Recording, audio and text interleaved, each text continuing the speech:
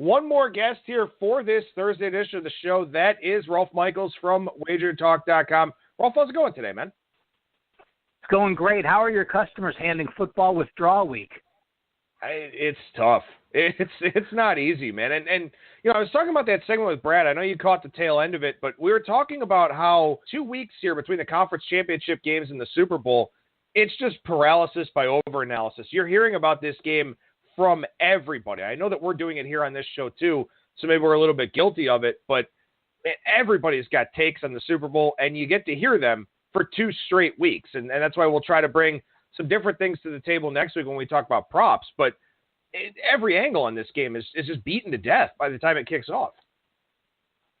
It is. And, it's a game where, in reality, 99% of the sharps wouldn't even be playing this game if it were a normal game on a normal Saturday. The line is where it should be. There's no hidden information. Every aspect is analyzed. But yet, even the sharps are going to end up playing this game to a degree. I mean, most sharps will not play the side or total. They'll find out where the advantages are in all the props. But again, we know 99% of Joe Public is going to play this game because it is the Super Bowl. Yeah, I mean, I've already talked about it. I think what my plan probably is here is to take a stab on New England plus the points, or take a stab on Philadelphia plus the points, New England money line. Expect another typical New England Super Bowl win where they win by 3 or 4, probably score a touchdown with 1.5 minutes left, get a stop on downs, and that's the game. Probably the way that this one ends up playing out, kind of Groundhog Day for New England in the Super Bowl. But outside of that, like if I didn't have that opportunity to take advantage of that reduced money line price on the favorite, I wouldn't touch it. Yeah, I'm back and forth. I look at this game and I really don't even have a firm opinion in my mind who I like. Looking at it and analyzing these two teams, they finished number 1 in the NFL, tied at points per game margin. Each team was plus 10.1 points per game. So in reality, you have the 2 best teams facing off here.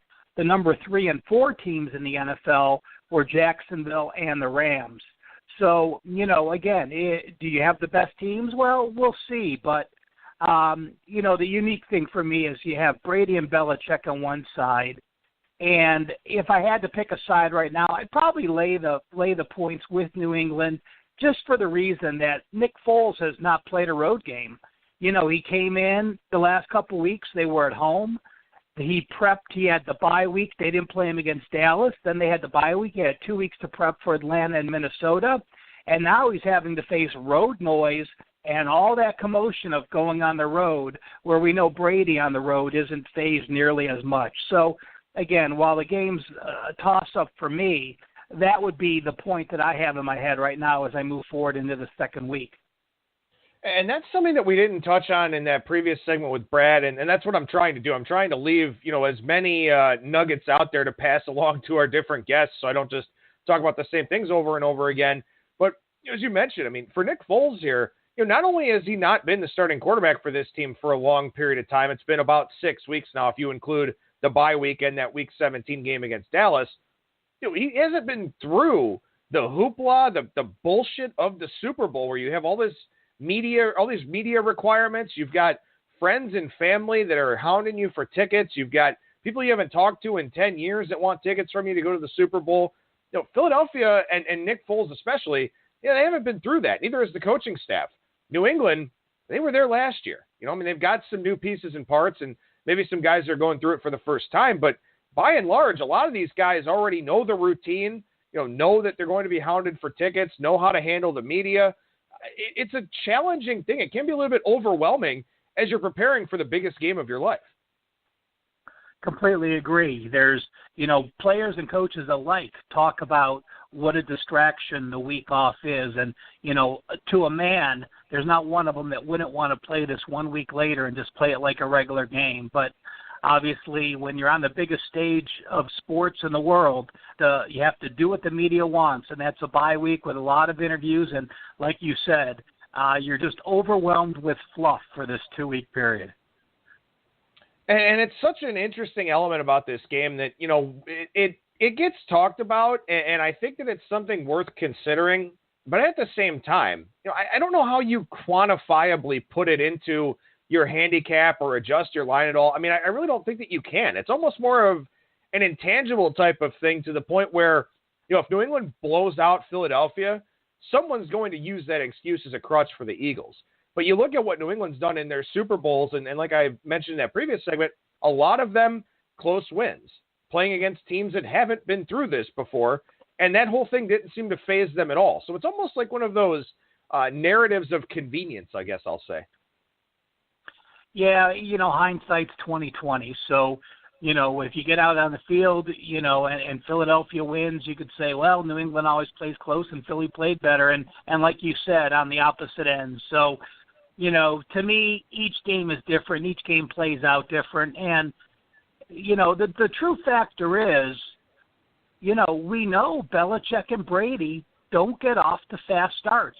We'll talk about this more with the props, but under Belichick, New England has not scored a point in the first quarter.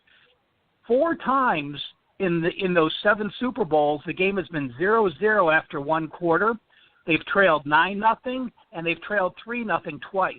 So if you're playing 7 Super Bowls and you haven't scored in the first quarter and you've won a number of them, my first gut right there would be, okay, I'm going to play Philly first quarter, under first quarter, New England under first quarter, and just let that ride, because that is something carried over with a decent sample size in this scenario. I think that's an excellent point, and especially when you consider the fact that, New England's been favored in, I believe, almost all of their Super Bowls. I think one of them, the one against Seattle, I believe, was a pick-em. But that's the thing. Over the course of an entire game, the better team generally tends to find a way. And in the Super Bowl, New England has generally been the better team. But getting off to those slow starts, that is a very astute point that you just made, and a good betting angle to consider for this game. Maybe you take Philadelphia first half, maybe you take them first quarter, as you mentioned. You take New England, first half under, first quarter under. These are all alternative ways to still have some skin in the game. Enjoy that Super Bowl party that you're at, with a little bit of extra money in your pocket there from playing some of these early derivatives instead of waiting to see how the full game goes. And that's something I really love about the Super Bowl, is that everyone wants to talk about the line for the full game. Everybody wants to talk about the total. But fortunately, the sports books are nice enough and smart enough to give us a lot of different things to bet on. And I know you can bet quarter and half derivatives with, regular NFL season games, but you have so many opportunities here to find little edges on this game and take that full game handicap out of it. And I think that's an excellent point that you just made. I want to bring up one point. You and Brad, I caught the end of your show, and you were talking about, for those people that are going to come to Vegas and watch the Super Bowl, and there's a lot of you, and you talked about your horrific experience trying to get a second half play in at the Hilton at the Superbook. But I want to remind our listeners, if you come out to Vegas, get an app. You can play the app while you're in Vegas. You can sign up for an app being an out-of-state resident and use that app. So you can play in-live games. You can play those first quarters. You can play those halftime lines. It only takes 20 minutes to get an app. You get into town. You get that app that first day you're here. You put your funds in, and then you're playing with the app, live betting, watching the Super Bowl from your seat, and then you just cash out before you leave. It's so much easier than going to the window, and you can also get an app from a few different places and have the ability to shop while you're sitting at your Super Bowl party. That is a very, very strong point there. And, I know everyone wants the novelty of having that ticket, that printed paper ticket and whatever it is, but, you want to look for efficiency here, because there are going to be a lot of people out there. If you want to try to put a bet down, if you see a prop that you really like, you're staring up at the board, the line's 10 people long, well, somebody might be hitting that same prop. By the time you get to the window, you're going to have the opportunity to get that same line. And for a lot of people as well, sometimes the apps do have some fairly strict limits depending on what kind of player you are. But I imagine the vast majority of our listeners out there, would fall below those limits. So you definitely want to set yourself up to be as efficient as possible. Think about it. The less time you spend waiting in line, the more time you can spend throwing craps or playing blackjack or eating food or whatever you want to do. So definitely get those apps. And like Rolf said, you can only use them within the state of Nevada. So, when you do head back home, you won't be able to use your app. So, just cash out and be happy with that. But, man, it's amazing the way that this industry has really adapted because, when I was out there for like I said, I think it was Super Bowl 45 in 2009 or 2011, they didn't have that. So I didn't have that luxury. And, it was brutal waiting in that line. So do everything you can as our listeners out there to not have to do that.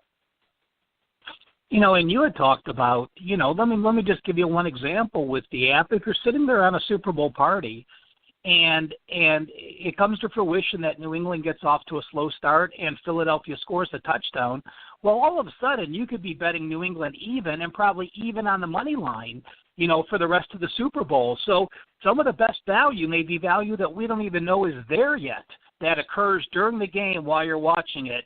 And you can get, again, great situations where, you're finding where you can, New England, at one point last year, I think New England was plus 500 on the money line against Atlanta in the third quarter in live betting. For those people that have the Patriots and like the Patriots, not many thought they would come back. But if you're a fan and you want to hedge and get some nice odds, live betting is a great way to do it. Yeah, most definitely. It is absolutely a great way to go here. And one thing that you can't live bet, at least as far as I know, I wouldn't be shocked if some sports books out there do find a way to offer some of this live betting stuff from a prop standpoint. But you've got these props out there. And like I said, some books have 300, some books have 400. You're going to have to make sure that you invest in these before the game actually starts. But, Rolf, it is a daunting task to go through and look at all of these props, to handicap these individual players on both offense and defense, try to figure out how you expect this game to go, try to figure out how you want to hedge your position on the game, all that type of stuff. It's overwhelming. There's a lot going on. So how do you narrow your focus?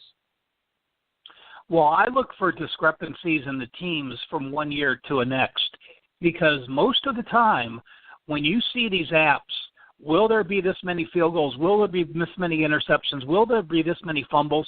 Those props are actually the sportsbook managers take them from one sheet, move them to the next, put the new year on them, and put them out. As you said, it's very daunting. They have enough work with their players. The other thing I look at is I always break down what teams do on the road and against this type of defense. Every prop, player prop, Brady over under yards, Foles over under yards, LeGarrette Blount touchdowns, or how many carries is based on the season-long progression. So I like looking at the second half of the year, the last quarter of the year, and the road numbers. So those are the numbers I base my numbers on. I make where I would put the line, and then I look to see where there's value on one player compared to the next. So, again, season-long numbers are great, but we know that teams transition during the season. No better example of the Patriots defense from their first 4 games to their last 14 games on what they do. So that's my quick early tip on those when you're starting to look at props. Break it down into the situations that's going to occur for this game and not look at the season-long numbers. Yeah, I think that's a good point to make. And also, I think it's really pertinent when you talk about this situation with both of these teams, where you've got New England. We know Tom Brady. We've seen Tom Brady. We know what Tom Brady is capable of doing. And you kind of wonder, does McDaniels put it in Brady's hands? Do they try to run the football a little bit more because they're a little bit worried about, Philadelphia's pressure with the front four? You could sit there and kind of break all that stuff down. But on the Philadelphia side, you have Nick Foles, who started 2.5 games technically in the regular season. He was terrible in that Dallas game. I think it was like 4 of 11 or something like that. He was just getting some work in.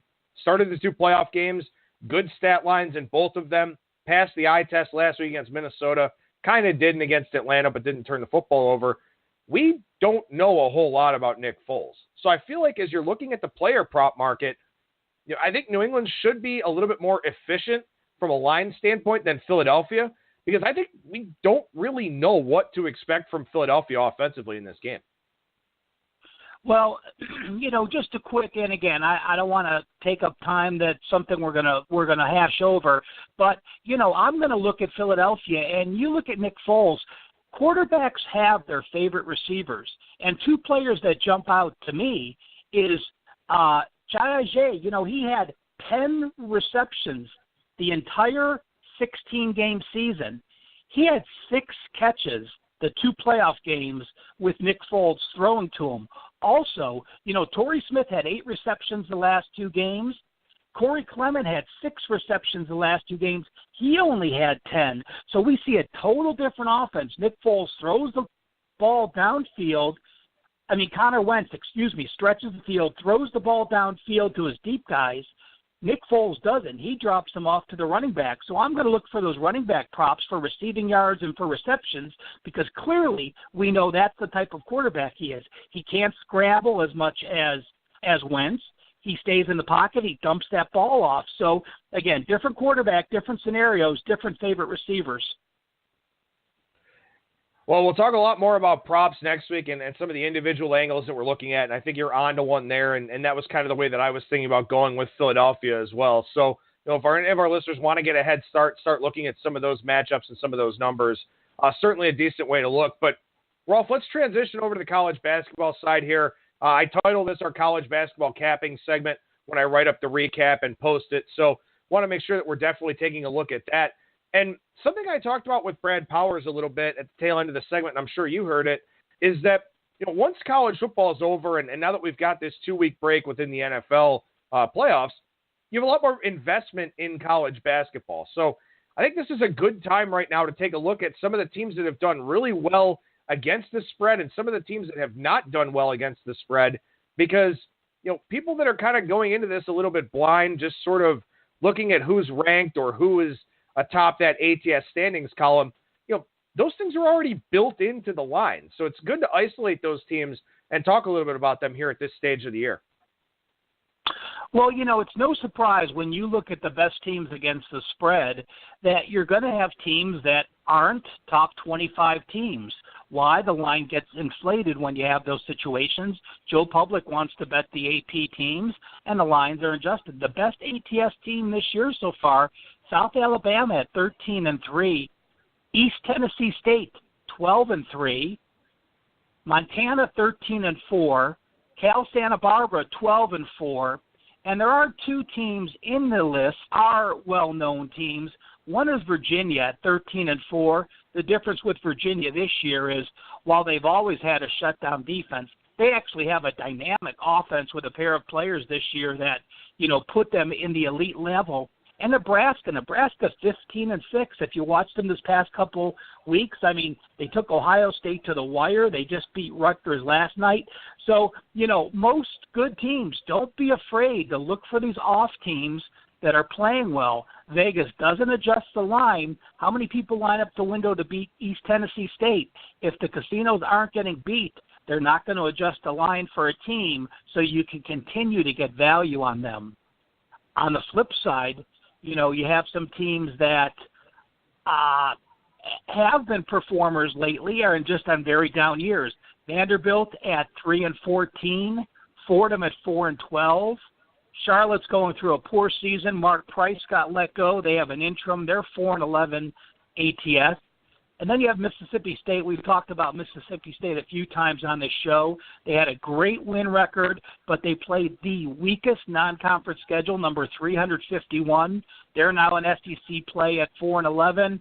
And USF is just a mess. They've been a mess for a couple years. They had a lot of coaching problems and team unity. They're 4-11 against the spread so far this year. Yeah, and it's always important to look at those outliers because you want to try to determine if the markets have adjusted to them. And you mentioned in that list of teams that have done really good against the number, the markets aren't going to adjust to East Tennessee State all that much.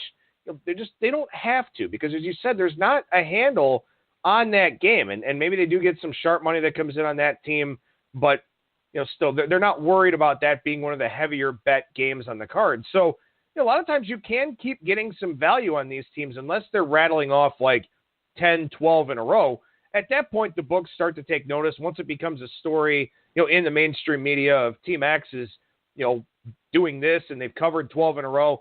Then at that point, you start to see some adjustments. But also, some teams at this stage of the year are just that bad. You have some teams that will rally a little bit, will try to put themselves in position to, bank a couple of wins here. as we start to move forward here, maybe about the second or third week of February, those teams that aren't doing well in conference play, they're going to be worried about one thing and one thing only. That's the conference tournament, because that is your route into March Madness.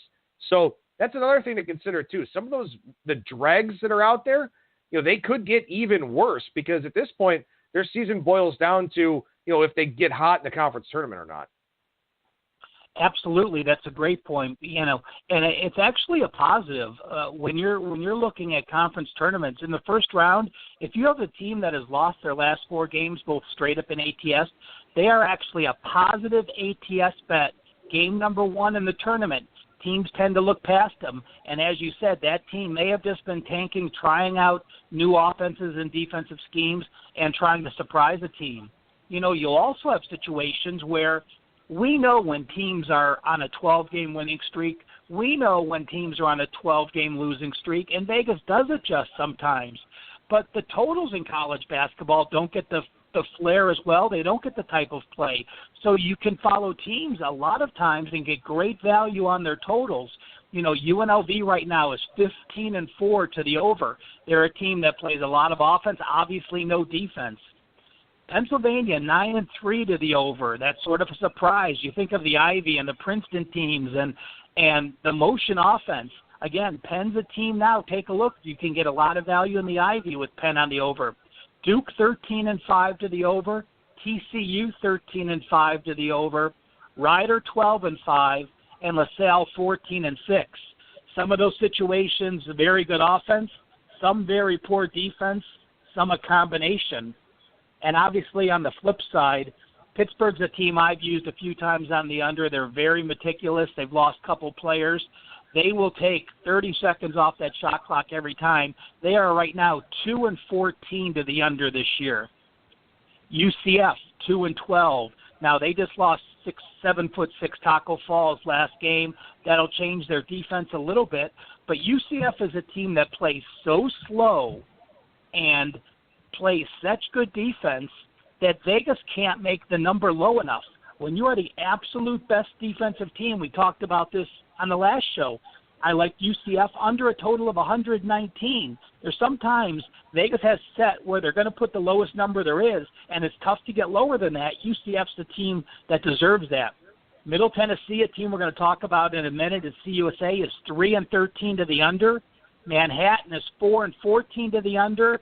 And then you have Virginia and Louisiana Tech 4-13. Again, Virginia, the best overall defense in basketball, 4-13 to the under for them. And again, the Bulldogs of Louisiana Tech. All right, let's talk about game 551, 552 tonight real quick. That is UCF taking on Wichita State. And this is a total that opened 129.5 at Pinnacle this morning. It's up to 133 now. Bookmaker opened this number 128 on the overnight. It's up to 133. So do you think that the expectation here for Central Florida is that because they had that big loss of Taco Fall, and pardon the pun in terms of it being a big loss, that maybe their game plan would be to speed up the tempo a little bit because they don't have to worry about that 7'6" dude running up and down the floor? Do you think that's kind of the reason behind the move there? Well, I think the line was just bad. I think this is a situation where UCF's understreak has been made public. We've talked about on the radio how we have historically low numbers. Wichita State is not a slow-paced team. They're averaging 83 points per game this year. I think this line is still too low. I like the over in this game because the home team normally dictates. We've talked about Wichita State and their up-and-down performances, and, they went to Houston and only scored 59 points, and people remember that, and they look at that last score. But that was a historically poor game where they shot 32%. They put up 78 points against SMU at home, 72 points at Tulsa, 95 points at East Carolina, 95 points against South Florida. So in my mind, in this game, while UCF is a defensive team, they won't control the tempo because they're not, number one, the better team, and number two, they're on the road. I actually like the over in this game and would continue to play it even at this number.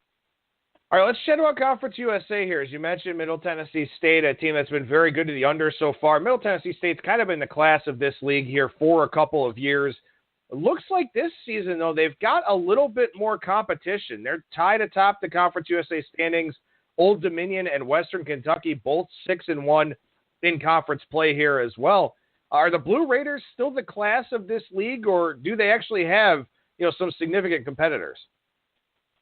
Well, last year they were a 31-win team. They went 31-5, and they went 17-1 in conference play. The number 2 team in CUSA last year was only 14-4, and then Old Dominion was 12-6. So the second half of their conference season, they basically skated. All they worried about was winning their tournament to make sure they weren't one of those teams. They might have been an at-large team last year with 31 wins. I would have believed they would have gotten in. But again, their concern was just making sure they got to that tournament and won it. This year, despite Middle Tennessee being that big of a runaway favorite last year, they had 3 returning starters this year, as did the top 4 teams back. But in the preseason polls, they had 8 of the 14 first-place votes. UAB got 4 first-place votes for preseason champion. La Tech got 2 first-place votes, and Old Dominion finished 4th. This year, there's a slew of teams that can come up and get them. I look at Old Dominion as a team that has always played defense, 3 returning starters. They're back playing the defense we're accustomed to. They're 6-1. Western Kentucky is also 6-1. Western Kentucky, probably my most surprising team this year. They didn't return any starter. Rick Stansberry was only in his 2nd season. If folks aren't familiar with Stansberry, he was the old Mississippi State head coach for years, and he was an A&M assistant the last 3 years. So, again, his mantra is defense. Last year they were 9-9 in conference play, 5-17 in overall, and no returning starters. Yet this year, 6-1, 14-6 overall. Their only loss this year was to Middle Tennessee, the leader. 3 of the players they have, 3 of the players were freshmen playing in their top 5 starters, and they have 2 transfers. So an incredible job for them from Western Kentucky. And then you look at, again, Old Dominion is a defensive team. I think the conference is really between those 3 6-1 teams. Middle Tennessee, Old Dominion, Western Kentucky, and each lost to a completely legitimate opponent. ODU's one loss in conference play was to Western Kentucky. Western Kentucky's 1 loss was to Middle Tennessee. And Middle Tennessee's lone loss was at Marshall. Marshall was 4th in the conference. Moving forward, I think the big edge goes to Old Dominion. Old Dominion does not have to go to Middle Tennessee this year. Old Dominion hosts Middle Tennessee February 1st. Circle that game. That could basically be for the CUSA title. Then they also host UAB and Western Kentucky. If Middle Tennessee gets by Old Dominion, they're going to win the division. Their last 3 games are all at home against UAB, Western Kentucky, and Marshall. A huge edge being at home in that. And, again, a situation where Middle Tennessee, I believe, will not lose at home. You also have a unique situation where the bottom teams in this league are very bad. Rice is 1-6, Charlotte 1-6 in conference play, UTEP, La Tech, UTSA, and you also have 2 teams that already have interim coaches. Charlotte got rid of Mark Price. UTEP, Tim Floyd left that program. So your 2 bottom teams are in complete disarray. It's such a fascinating league because there are a lot of interesting situational spots with how spread out it is. Also, there are teams that just run very, very different tempos. I mean, Marshall's one of the fastest teams in the country. Old Dominion really, really slows it down. Middle Tennessee State's just good on both ends of the floor, so they play a reasonable pace, but the reason that they're so slanted towards the under is because they play such good defense. Western Kentucky a little bit quicker than Old Dominion and Middle Tennessee State. Now, here's my question. I've got Middle Tennessee at a futures price of 500-1, just thinking that they would win this conference, give themselves a chance to pull one of those first-round upsets again.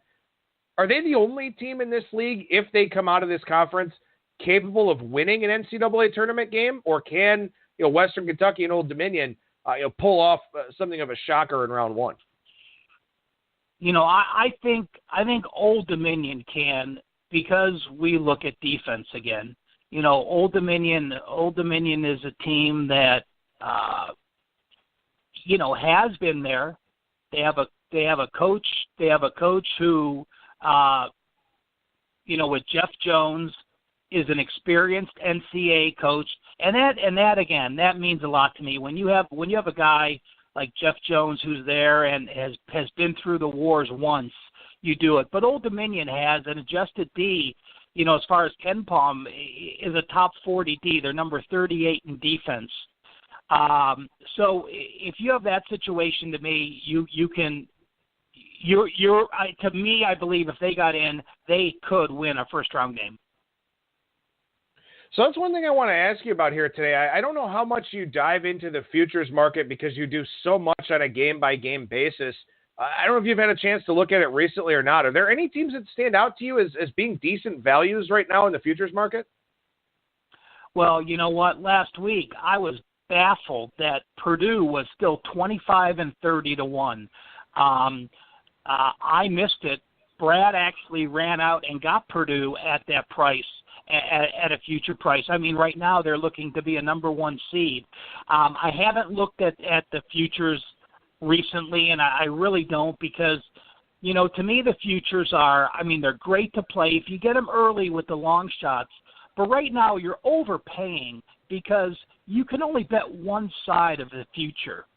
To me, for the futures to be fair, you'd have to say, well, I want to get 50 to 1 on this team, but I want to be able to lay 75 to 1 that they won't win the tournament. That's the only way you're going to get a legitimate line. And I think the futures are overpriced at this point when we get to this part of the season. All right, let's look at the Thursday night card here for the 25th. Big old card, lots of games, not necessarily from the large conferences, but we've got action in the Ohio Valley. We've got Big Sky. We've got a few big games out there. Utah, Arizona State, kind of on the fringes of that. Ohio State could get an interesting challenge from Penn State. Anything you like on tonight's board? I do have a best bet for tonight, and it's a game that doesn't fit my normal criteria. I'm going to back game 554, Tulane minus 13, and why it doesn't fit my criteria is because Tulane was a 3-15 team last year in conference play, and they were 6-25 overall. But what I do like about them is Mike Dunleavy Sr. came in and just completely changed this culture. Yes, that's the same Mike Dunleavy that's been a 17-year NBA head coach for the Lakers, Milwaukee, Portland, and the Clippers. This was his first college experience. Now he's in his third season. He completely gutted the team the first year. He got his team to learn the way he wants to play last year. He had 3 starters back, and they're playing good ball. Well, they have gone 1-3 their last 4 games, but that's okay to me. They lost to SMU. They lost a couple of tough road games, and now they're playing USF, a team that is as bad as any team in Division I major conference. They're 0-7 straight up in conference play, 1-6 ATS. They've lost they're getting outscored by 23.2 points per game. The only game they covered was their last game this past Saturday. Well, that's because they were playing their rival at home, UCF. And UCF, by the way, was playing their first game without 7'6" Taco Fall. USF also had their number 4 scorer and top rebounder leave just last Thursday in Tilio DeSalva. I think it's a great situation for Tulane at home. They win the game, they win big, and they comfortably cover the 13-point line. Well, and that's an interesting game for you to highlight because I think there's this sentiment out there that, professional handicappers are allergic to laying big numbers. And we've talked about that before in college football. And, this is a game that has come down from 15 to 13.5 where it is. But you're sticking to your convictions, and it's a game that you've thought through, even with a team that, was so bad last year. So that probably is kind of the sentiment of, how could Tulane have changed that much in half a season to where they can go out there and win games by 2 touchdowns. But, again, value is value wherever you can find it, and you're certainly not allergic to the big price. Well, yeah, again, it's coaching is so much. There's coaches we've heard about and there's coaches we haven't heard about. And, Tulane's tried to make a couple splashes with both their football and their basketball programs who they've hired. Everyone doesn't always work out. They're not afraid to pay people. We know that. Tulane's athletic budget, they have a lot of big people donating to them so they can get these players that are unusual. But, Tulane at home just knocked off Houston by 9. They beat SMU back on January 4th. They beat Temple on the road. They played an easy schedule to start the year. They started 5-0. Then they played tough road games against Georgia State, North Carolina, Florida State. Everything I want to see. An easy start, play some tough non-conference games, and then you just take care of your home. I mean, right now, when you're a team learning how to win, the number one priority is learning how to win at home. And again, wins against SMU and Houston have shown me they're capable and on the right step towards that goal. All right, well, we've got no NFL this weekend. No, the Pro Bowl does not count for me. Do not bet the Pro Bowl. Please, for the love of all that's holy for our listeners out there, do not bet the Pro Bowl. We've got a lot of college basketball, though, on Saturday. Plenty of opportunities there. Are you seeing any opportunities that you really like, Rolf? Well, of course, we're going to have a best bet on Saturday, as we always do. And this was a game a couple weeks ago, Adam, we talked about on the show. And I believe you said college basketball is great because you could find situations, a few weeks off, look them up on the calendar, circle them. When you get to that day, make sure you remember to look at that game. Game number 518 on Saturday is Rhode Island against Duquesne. Again, we've talked about Duquesne numerous times on this show. I've played against them early. I've played on them recently. They are 14-7, but they've played the number 351 schedule. By the way, there's only 351 teams in Division I college basketball. This is only their fourth road game all year. They've only played 3 previous road games. That's what happens when you play the 351 schedule. They've had 6 overtime periods in their last 4 games, back-to-back overtime games. They lost their last one at home, and those overtime games that they just played were against 2 teams that are on the bottom of the A-10, George Mason and Richmond. Rhode Island is a top 25 team. When you look at the schedule and you look at the standings, they do look at the standings. They see that Duquesne is number 2 in the conference at 14-7, just below them. They're 6-2 ATS at home. This is their only home game from January 17th to February 9th. It's a big deal when you're in Rhode Island. When you play home games and it's your only game in a 3-week period, you make sure you put it all on the floor. Do they have to worry about who's on deck? They don't. They play UMass, a team they just played 10 days ago. They don't need to worry about prepping for that team. They beat them by 22 points. All in all, Rhode Island, again, I'm going to be laying the double digits with them, not afraid to do it in the situation against a poor road team.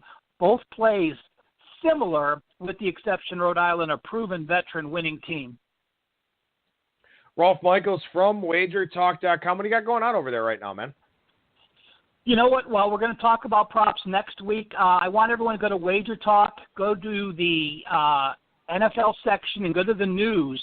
You'll see I did a prop sheet. The prop sheet has 30 props and what the results were for each prop over the last 8 years. Who scored first? How many times was it yes? How many times was it no? Will the team to score first win the game? Well, that's happened 6 times the last 7 years. Will the team that scores last win the game?